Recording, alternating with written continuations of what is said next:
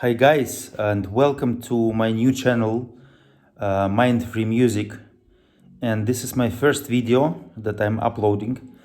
And I would like to talk to you. I would like to dive in immediately into some important topics with you and to talk to you about efficiency in practicing, because I find this is one of the most important questions. And as I see from many of my students and from students who I get to hear regularly from all over the world, that this is an issue where everybody struggles a little bit.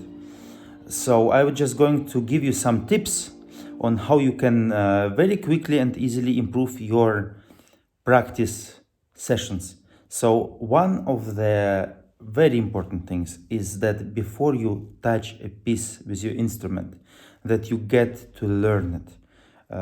Alfred Cortot, he said, famous pianist, he said that during his times, a musician would for weeks study a piece before they would even touch it. And I think nowadays, with all the competitions and concerts and everybody's so busy, we don't really get the chance to get in touch with the repertoire that we are actually performing. So I would suggest for anyone, before you play the piece, learn its structure, learn every phrase, imagine how you want to play it, how you want to hear it, what is the phrasing, what is the color, what is the character, all those many wonderful things that are already programmed in the music that you're playing, but that you actually just don't notice because you're so busy with playing notes.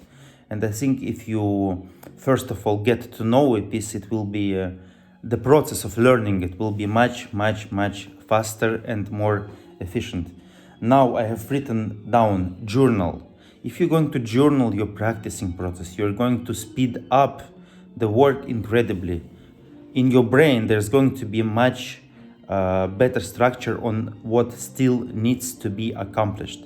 So for example, before you start to practice, you write down in the journal that you set certain goal that you want to accomplish, and after practice session, you write down what you have actually accomplished and what still needs to be done in the next practice sessions. And if you read those notes before going to bed, while you're sleeping, your brain is going to process many important information, and it is going to be for you much easier and clear how to practice the next day, and you're going to grow much faster like this. Now, what's also very important for the brain is to take breaks. It is better to practice 4 times 30 minutes than 1 time 2 hours in a row, because your brain learns through repetition. So it is much more efficient to take breaks, to let the brain a little bit relax, and then to start over again or to continue work, doesn't matter. But your brain will keep itself energized, and you will also achieve everything much faster, even though it might feel differently. You might feel that if you practice just 5 hours in a row, 100%, you will be great. But the truth is that it is counterproductive. Take breaks and let your brain relax time to time. Set little chunks, I don't know, half an hour, 50 minutes, maximum 1 hour, then take a break, okay? Now, this is question of being nervous and not being able to control yourself when you play on stage. How to solve it? And somebody actually asked me this question yesterday in online class. One of the most easy things you can do is to regularly play for someone, and it doesn't matter how big the audience is. It can be 3, 4, 5, I don't know, 10 people. So if you do it on a regular basis, if you ask your friends, your family, it doesn't matter, nobody cares. You ask this amount of people to sit down and you play for them your repertoire or your piece through, you're going to train this feeling of performing. And it doesn't really matter if it's 10 people or 100 people or 200 people. And when you will get to the actual concert, it will feel much easier for you. Now, if you get to the big audience and you are really nervous, your heart is pounding, don't try to fight this feeling. Yeah, even if your bow is shaking, try to view this feeling of fear as excitement. See this as all these people are giving you the chance to play for them, and you are excited because of it. So try to look at this positive rather than try to fight this feeling. It's going to help you enormously, this mindset. Now, for example, you are playing a piece of music and you are not sure how to play a certain phrase. What you can do? First of all, you take this phrase and you play it in many different ways. You play it with different dynamics. You play it with different phrasing, with different bow speed, with different color, with opposite bowings, and eventually also different tempo. For example, eventually you will find your own. Sorry, I'm recording a little video right now. Okay. Eventually you will find your own style and way and connection to a certain passage or a certain phrase. Now, what else you can do? You can sing a phrase, because singing is much better connected to our natural musicality than playing on an instrument. So if you're not sure how you want to play a certain passage or piece, sing it. You can conduct it. You can even dance it if you want.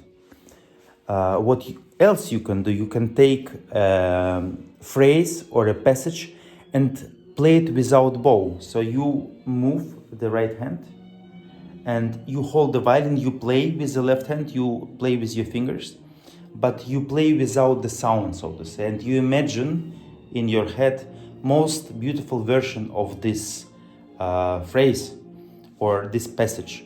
And you can't imagine how much it will free you up and how much of energy in your body it will open up. And then when you actually play it with a bow, it will be much more easier for you. Try to play unmusically. If you're not sure, if you don't feel some certain place or harmony, try to play it without emotions. Try to notice what's going on inside of your body.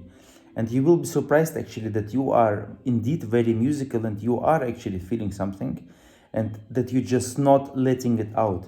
So if you set a goal to play a certain passage not musically, it will actually help you to get much more musical in a natural way.